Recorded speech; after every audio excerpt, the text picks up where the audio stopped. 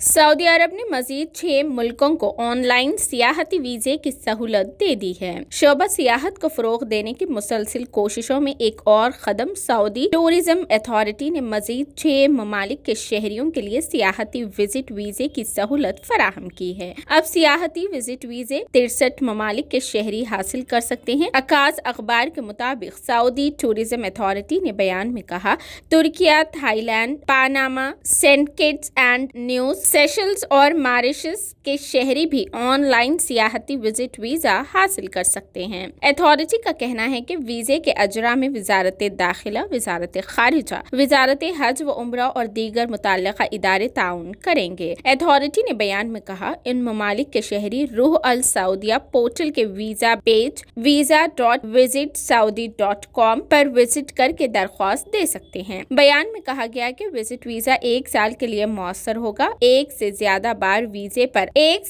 بار ویزے پر آ کر 90 دن تک قیام کیا جا سکے گا۔ وزٹ ویزا ہولڈر کو عمرہ